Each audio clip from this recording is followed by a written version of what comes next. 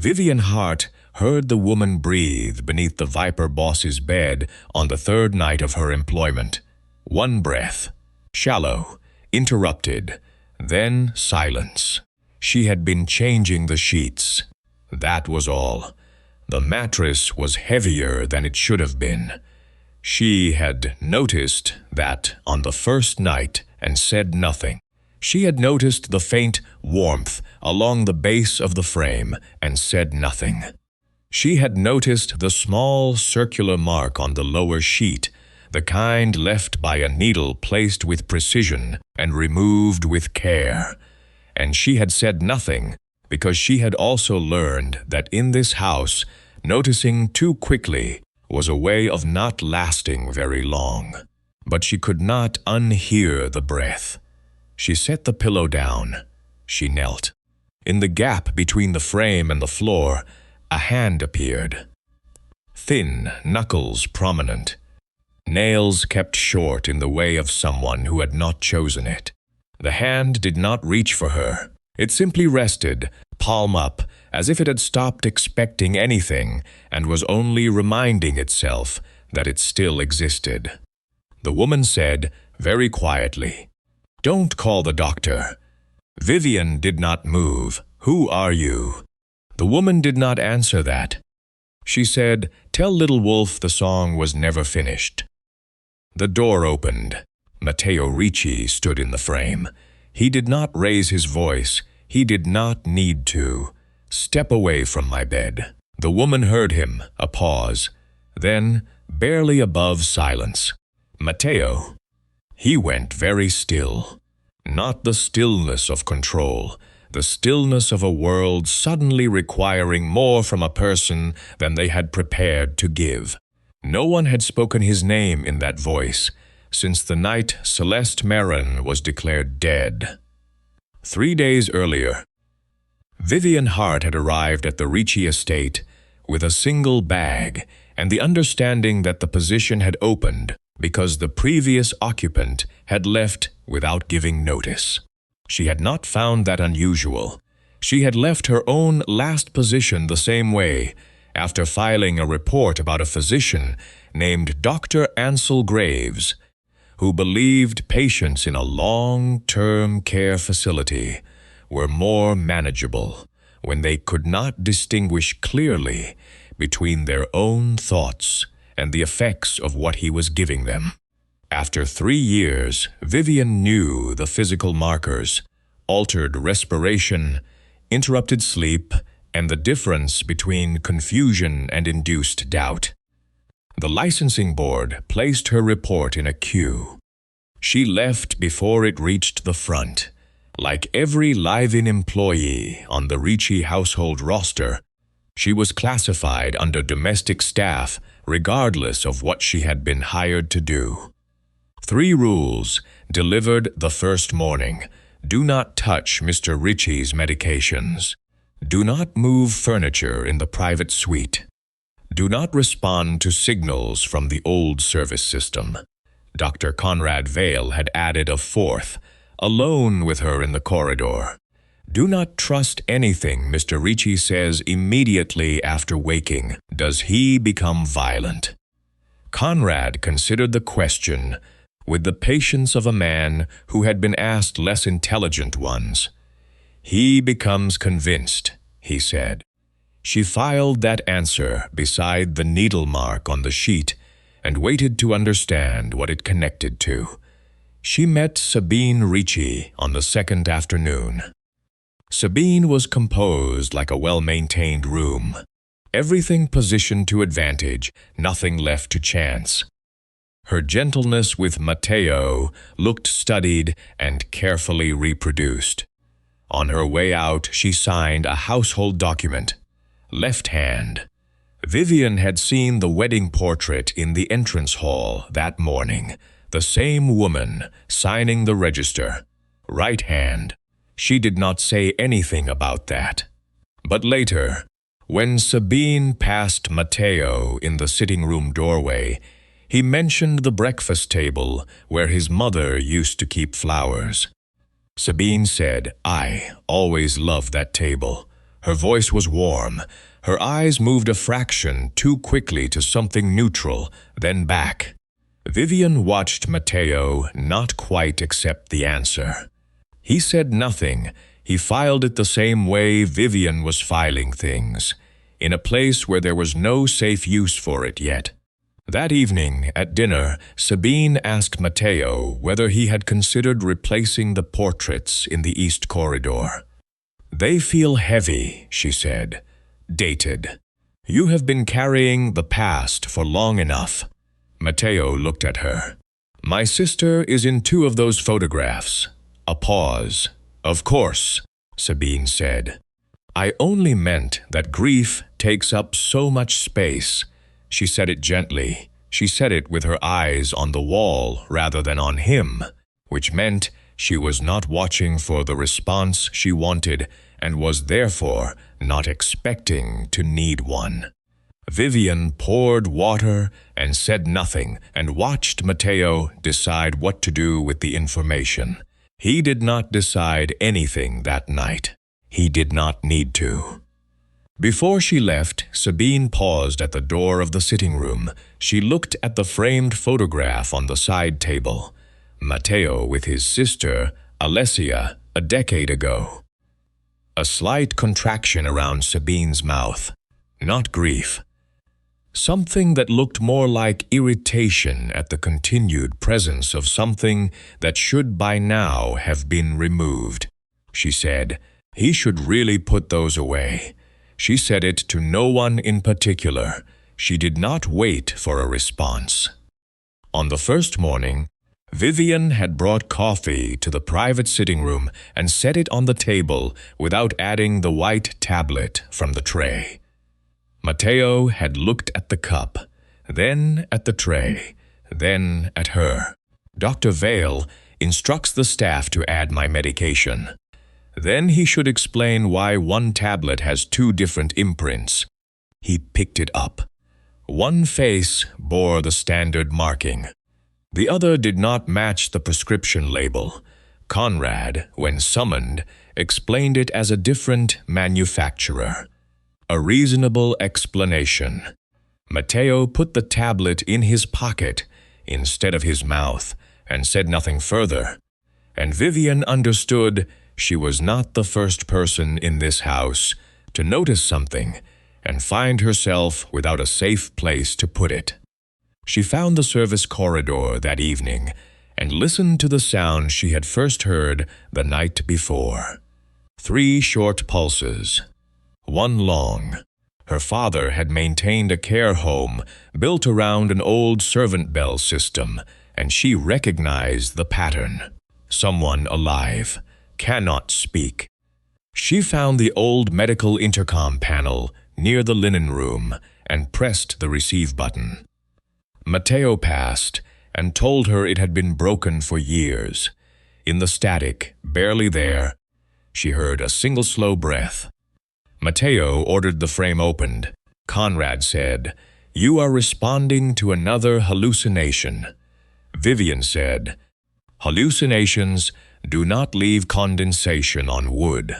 The compartment beneath the mattress was approximately the depth of a large drawer. A ventilation channel running toward the wall. A narrow hydration line. A pair of soft restraints, unclipped and folded. A microphone, small and directional, angled upward toward where a sleeping person would breathe. And a woman. She lay on her side, knees drawn up, one arm extended toward where the frame met the floor. When the light reached her, she turned her face away. Vivian climbed down. She did not ask the woman to come out. She sat at the edge of the compartment and kept her voice below anything that might feel like a command. "You are safe now." The woman turned toward her. Her eyes adjusted slowly, the careful attention of someone who had learned not to trust what they saw. Then she moved toward Vivian, not toward Matteo, not toward the open air, toward Vivian specifically. Conrad said, "This is a trained operative. The compartment is a medical installation for respiratory monitoring. Mr. Ricci, you have been in an elevated state since. Matteo said, leave. Conrad did not leave. He said, I am required by the terms of your health management agreement to document any episode in which you leave my room. Conrad left. He walked with the even pace of someone who was not defeated but was recalculating. Vivian watched him go and noted the direction he took, not toward the exit, toward the medical wing. When the woman was standing, unsteadily, gripping Vivian's wrist, she looked at Matteo for the first time. He said very quietly, Who taught you that phrase? Alessia. That word closed a door and opened something much larger and harder to look at directly. Alessia is dead, Matteo said. Yes, the woman said. She said it the way people confirm things they have had 6 years to make their peace with. She got me out of the medical rooms. We reached the east tunnel. Alessia held the door while I ran. Rafe caught me before the outer gate. She died buying me those minutes. Vivian moved Celeste to a room in the east wing that neither Conrad nor Sabine had key access to. Celeste had not lived beneath the bed. Conrad kept her in sealed medical rooms below the east wing and moved her through the tunnel on nights Matteo was drugged. The microphone carried his answers to her. Recordings could not change the song or memory cue when his responses changed. Vivian confirmed the room was secure by checking which keys existed and which locks they matched. A task no one had thought to prevent, because no one had considered her worth preventing. She brought water, food, clean clothes, and sat with Celeste while she ate, because she had worked long enough with people emerging from prolonged confinement to know that the first hours required company that did not need anything back. Celeste ate slowly. She did not speak for a long time. Then she took a pen and wrote 4 names on the back of the food wrapper. Celeste, Alessia, Bianca, Sabine. She circled her own name. She crossed out Alessia's. She drew a line between Bianca and Sabine, connecting them. Vivian looked at it and let Celeste decide when to explain. Matteo came in the late evening. He sat across the room, not close to the bed, not between Celeste and the door. "Why did you not come back?" he said, not an accusation. Something that had been waiting 6 years to be asked. Celeste looked at her hands. Vivian said quietly, "She has spent 6 years being punished every time she gave someone an answer." Matteo looked at the floor. "All right," he said, and he did not ask again. Later, when Celeste was asleep, he sat in the corridor outside her door. Vivian sat beside him. "I kept a log," he said. "Dates, medications, who came in, what I remembered and what I could not account for." A pause. Someone tore pages out of it. "When did you start it?" "About a year after Bianca came into the house." He said it the way people say things they have carried too long without a place to set them. "I thought I was losing my mind. Conrad told me I was losing my mind. The council told me I was grieving badly.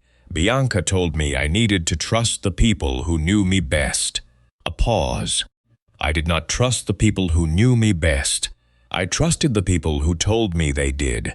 Vivian said, "That is not the same thing." "No, I understand that now." He looked at the closed door. "I tried to have Conrad removed. Twice. The first time, the replacement turned out to be the same system with a different name. The second time, I had a seizure in the council chamber 2 hours after the vote. The council decided the episode proved Conrad's point. Was the seizure real? I do not know, he said. That is the answer to almost every question I have had for 6 years. I do not know. He looked at her then, not the way he looked at people when he was managing them, which was most of the time. What I am most afraid of, he said, is not losing the empire. Vivian waited. I am afraid that while I was not fully myself, while the drug was doing the deciding, I said things, gave things away, hurt someone, and I have no way to check. The corridor was quiet. She said, "Then we build something you can check." They made a new log together, working at the table outside Celeste's room with the door open so they could hear if anything changed. Vivian wrote what she'd observed since arriving. The tablet, the needle mark, the intercom breath, Conrad's instruction about Matteo waking, the allergy discrepancy she had found that afternoon. Matteo wrote what he remembered from the past year, the gaps, the mornings he could not account for, the dreams that felt like they were inside something rather than something he was inside. At one point he said, "You are writing down my life as if it belongs to evidence." Vivian said, "I am writing it down so no one can tell you it did not happen." He looked at what she had written. He sat with it for a moment. "Thank you," he said, quietly, like it had been waiting somewhere for a while and had finally found the right moment. The following morning, Vivian laid 3 things on the table. The wedding photograph, Bianca Voss at a family event 2 years before the marriage signing her name, Sabine's household note from the previous day, left hand, right hand, left hand, right hand. "I noticed the handwriting 4 months ago," Matteo said. "What did you do?" I asked Conrad to arrange a comparison assessment. He set the photograph down. He told me the variance was within normal range for a person under emotional stress. He scheduled 3 additional sessions to address what he called my pattern of seeking confirmation for unfounded suspicions. Vivian thought about what 3 additional sessions with Conrad would involve. She went through the household records, domestic files, supply orders, maintenance logs, looking for the trace administrative systems leave when someone is covering a larger pattern with a smaller one. She found it in the allergy file. Bianca Voss's record listed a severe reaction to a specific class of anesthetic. The woman in the house had received that same anesthetic twice in the past year, recorded in Conrad's procedure notes. No reaction, no notation of the discrepancy, because the woman in the house was not the woman with the allergy. Matteo read the record twice. He put it down. "Her sister," he said. Celeste appeared in the doorway. "Bianca was going to tell you the night before the wedding that she had a sister, that the family had kept Sabine hidden because Conrad had promised her something if she helped." She paused. Bianca changed her mind. She was going to call it off. She looked at Matteo. Conrad killed her before morning, recorded her body under another name, and put Sabine in her place at the wedding. The room was quiet. "Conrad could not let that happen," Matteo said. Matteo turned to Vivian. He took something from his inside pocket, a key, old iron, machined rather than cast. "This opens a passage under the east staircase, a supply room beyond it, a radio room, a secondary ventilation control." He held it out. She did not take it immediately. "If I tell you to leave," he said, "use this. And if you are drugged when you say it." He looked at her directly, then decide whether the man speaking is me. She took the key. She understood that he had not given it to her because she was useful. He had given it because he had spent 6 years in a house where every door was controlled by someone else, and he knew, better than most, what it cost a person to have no key of their own. They found the audio archive in a sealed drive in Conrad's medical suite. The recordings were dated, labeled, indexed. Matteo listened to 4 minutes of one. His voice had the flatness of a man not fully present, words slightly elongated, pauses irregular, the content precise in the way waking speech rarely is, code sequences, asset locations, access credentials for accounts he had changed and believed were private.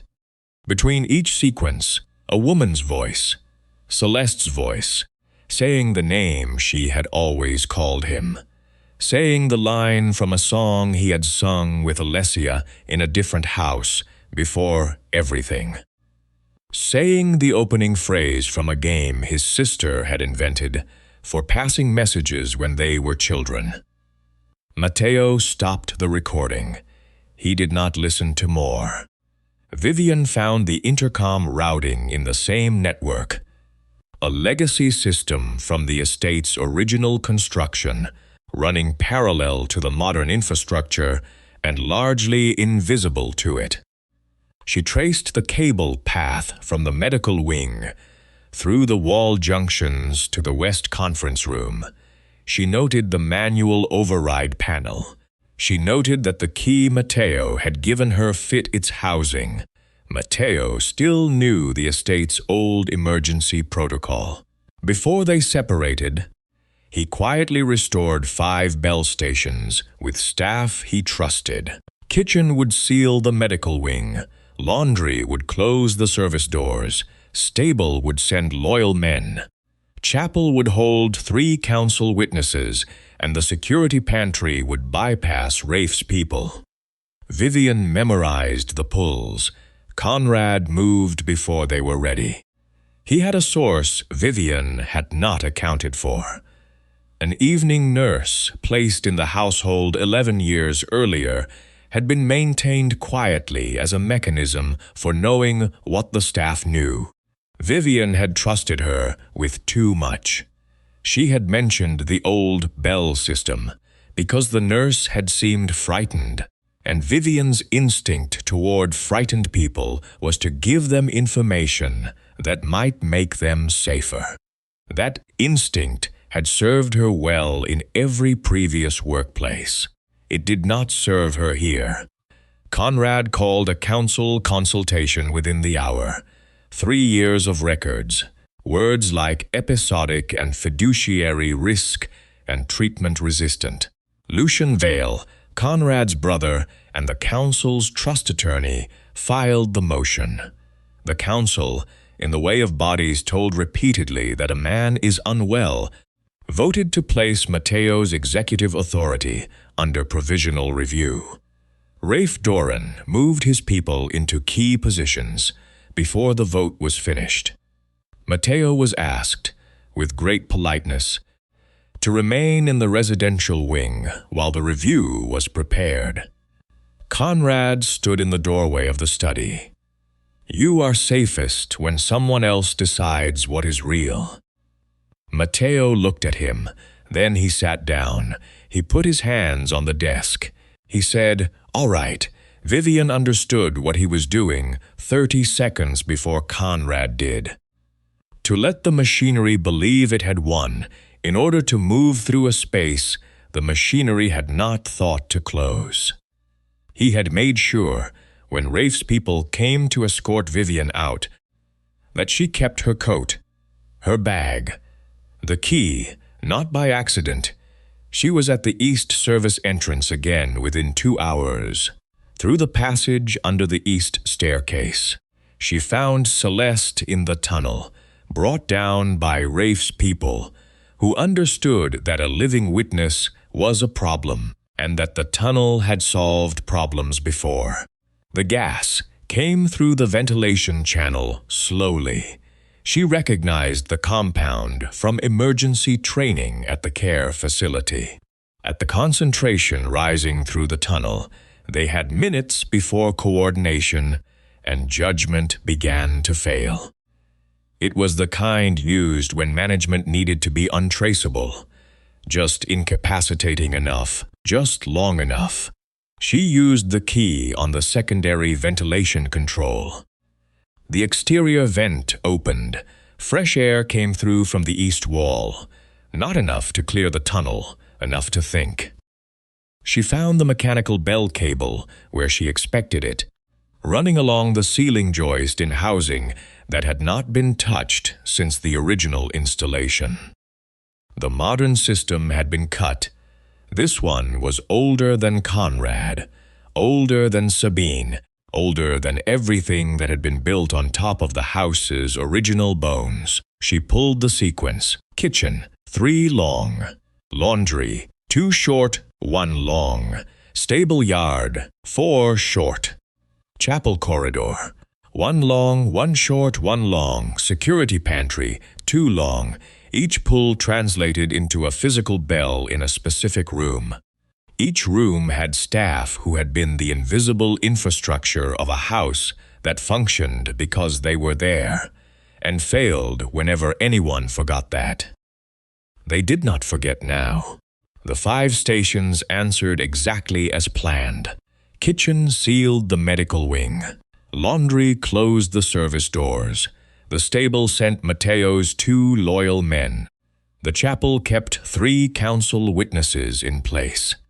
The security pantry bypassed Rafe's reassigned personnel and reached the 2 guards he had never fully replaced. Matteo, sitting in the study appearing to cooperate, heard the bell sequence. He knew the code. He had written it with Alessia when they were 12. As a game, and he had never told Conrad it existed because some things, even in the worst of times, remained genuinely his. He heard 3 notes of a song that had never been finished. He knew Vivian was alive. He used the passage. He moved through the house the way he had always moved, without announcing himself, because the floors had been trained not to give him away. He reached the service corridor and found Sabine in the intersection. She held a small firearm. "You slept beside me for 6 years and never knew my name." Matteo looked at her. He thought about Bianca, who had been going to tell him the truth and had not survived the decision. He thought about Alessia, who had found the truth and spent everything she had to pass it forward. He said, "You did not want me to know your name. You wanted me to forget my own." For a moment, she did not fire. She held the weapon and looked at him with the expression of someone who had spent 6 years building a version of this moment in her mind, and now that it had arrived, it was not quite the shape she had prepared for. "I was better at it than she would have been," Sabine said. "I know," Matteo said. She looked at him. He said, "Bianca would have told me the truth before the first year was out. She would not have been able to hold it." He said, "You were patient. You were careful. You managed it for 6 years." He said, "And none of that was ever going to be enough, because the thing you wanted was not something I had the power to give you. No one does." She fired. The shot caught the outside of his left shoulder. Sabine had practiced aiming. She had not practiced what happened when the target kept moving. He crossed the distance before she could adjust. He took the weapon from her hand cleanly, trained for exactly this, even if he had not wanted it to come to this. He locked her in the room off the corridor that had no interior handle. He followed the bell sound down. Conrad was in the tunnel. He stood at the far end of the ventilation junction, calm and prepared. The syringe was already in his hand. Vivian was standing. Celeste was beside her, holding the cable housing for support. The gas had thinned but not cleared. He looked at Vivian without urgency. He had prepared for this. She understood, prepared for the possibility that Vivian would survive and find her way back here, and he had decided that the outcome would be the same regardless. Conrad was calm because he still believed every variable belonged to him. That was the thing most likely to make him careless. "You are remarkably difficult to remove," he said. "I have been told that." Her left hand was already on the routing switch behind her. The legacy intercom shared its cable housing with the bell system. She had traced the junctions that afternoon. The line ran directly into the West Conference Room. The council had not fully dispersed. A court official on permanent standby for the estate's legal proceedings was present. 2 members of the Accounting Oversight Board, reviewing Lucian's trust amendments, were present. 3 council members who had voted under duress were present. They were all still there. Conrad said, "Celeste has served her purpose. She can speak to anyone she likes. It will be the testimony of a woman kept underground for 6 years, credible as a tragedy, not as evidence." Vivian said, "You used recordings after Celeste died." "Recordings could not adapt," Conrad said. "She had to hear his answers and change the cue. And Sabine deceived you too. Sabine never deceived me. Bianca was going to end the arrangement." Her sister understood what was at stake. He stopped. He understood, a half-second too late, that he had corrected 2 lies and confirmed exactly what was needed. He moved toward Celeste. The syringe came up. "Without her, you have no witness." Vivian said, "You just gave us one." The conference room had heard 3 things: Celeste as the voice trigger, Conrad's knowledge of Sabine's identity, 6 years of deliberate manipulation. That was enough. Matteo came through the access point at the far end of the tunnel. He saw Conrad. He saw the syringe. He saw Celeste. He stood in the entrance of the tunnel with the blood moving through the cloth over his shoulder. Every unanswered year had led him here. Conrad said, "Mr. Ricci, you are not well enough to be in this space. If you will allow me to." Matteo stopped him. Not with a gesture, with silence. The specific silence of someone who is done. He said, "You did not treat my grief." Conrad said nothing. "You used it as a key." Matteo crossed the distance. Conrad had done this before in controlled conditions. These were not controlled conditions. Matteo had spent 6 years learning what happened when he let the needle decide things. He was done with that. Conrad lunged. Matteo caught his wrist and drove it against the stone until the syringe fell. He held him there until the 2 men from the stable reached the tunnel and took Conrad alive. The council met in full session 2 days later. 3 members retracted their votes to suspend Matteo. 2 who refused were removed on conflict of interest grounds, prepared by his private legal team. An outside forensic team authenticated the intercom audio, Conrad's recordings, and the matching medical and drug logs. Lucian's trust amendments were frozen pending investigation. Lucian's law license was suspended within the week, pending a full disciplinary review. The fastest outcome his board had produced in a decade, accelerated by the specific nature of what the audio contained.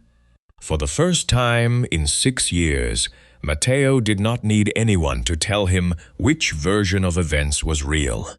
The evidence existed outside his memory. Rafe Doran was arrested in the East Yard by the 2 men who had come up from the stable in response to Vivian's bell sequence. Sabine was removed from the locked room by the council's representatives, identified officially as Sabine Voss, and transferred to law enforcement custody. She said, during the transfer, she was always chosen. Matteo was present. He said, "You could have asked to be seen. You chose to become the person you hated." She did not have an answer for that. Conrad was handed to the authorities with the audio confession, the drug records, 6 years of medical logs, and a full accounting of every decision made inside the estate on the basis of his certifications. Celeste left 11 days later. She went to a facility chosen by her own doctor, contracted through an independent medical board with no connection to the Ricci estate. Matteo came to the East Wing the evening before she left. She was looking out the window at the garden, the attention of someone learning to trust that a thing seen through glass will still be there when the window is opened. "I loved the man you were before the wedding," she said. "I am not that man anymore. I know." She turned. "Stop apologizing for surviving him." She opened her hand. A ring, not the one he had given her, that was gone, but a simple band he recognized immediately. Alessia's, the one she had worn on her right hand since she was 16. "She left it with me," Celeste said. "She said to give it back to you when there was finally someone in this house willing to hear the truth." She paused. "I think you know who to give it to next." He looked at the ring. For a moment he simply held it. He was thinking. Vivian understood later. Not about the ring, but about the version of Alessia who had thought to prepare for her own death with enough clarity to leave instructions, who had spent whatever time she had making sure the people she loved had what they would need after she was gone. She could not have known who that would be. She knew it would be someone, Celeste said. She was right about that part. She sat down on the edge of the bed. "She talked about you a great deal," she said, "in the time we had together. She said you were the most controlled person she had ever known and the worst liar. She said you would figure it out eventually." Matteo looked at her. She was right about that too. Celeste said. He took the ring. "Thank you," he said. "Go find her," Celeste said. He found Vivian in the east corridor, checking the bell housings. She had been doing this for 3 days, inspecting each station, testing each pull, mapping the full system the way she mapped everything, starting with what she could verify and working outward. "You are checking the system," he said. "Someone should. It works. I know it works. I want to know every point where it could be interrupted and how quickly it could be restored." He watched her for a moment. "I want to ask you something," he said. She stopped. "For 6 years, every decision that mattered in this house was made while I was drugged, grieving, or lied to." He looked at her. "I want this one made while I am fully awake. Then do not offer me a job when you mean something else. Stay. As what? As the person I trust when everyone else tells me not to trust myself." Vivian was quiet. "I have conditions," she said. "I expected you would. Independent access to every area of the house, including medical. Yes. No single physician holds exclusive authority over your health records. Yes. Any member of the household staff can report directly to an external board without going through the estate hierarchy. Yes. You do not restrict my movement under any circumstances, including those you describe as for my protection." He was quiet for a moment. "That one will require something from me. I know. I will not always manage it correctly. I am not asking you to be already fixed, Vivian said. I am asking you to keep working on it, he said. Then ask me again first. Vivian thought about the tablet, the locked door, and the key in her coat pocket, how much it had mattered to have one choice that belonged to her. Ask me, she said. He took out the recorder they had used for the new log and pressed the button. My name is Matteo Ricci. I am fully awake. I am asking Vivian Hart to stay with me. He stopped the recording and placed it in her hand. Vivian listened once. Then she reached up, touched his face, and kissed him. The bedroom was rebuilt over the following 2 weeks. The compartment beneath the mattress was removed. The ventilation channel was sealed and documented. The audio equipment catalogued as evidence. The intercom was restored to full function and the routing map posted in the household records room, where any member of staff could read it. The tunnel was cleaned and lit. It was reframed on the household record as the Eastern Evidence Archive. Vivian was changing the sheets on the final morning before the room was reopened. A task she had chosen to do herself. Matteo stood in the doorway. "Do you hear anything?" he said. She smoothed the corner. She stopped. She listened. The house was quiet. Then, from the bell housing in the corridor outside, a single tone. Not urgent. Not coded for distress. One clean strike, even and clear. The signal they had agreed on. All clear. Vivian looked at Matteo. This time, she said, the house is telling the truth.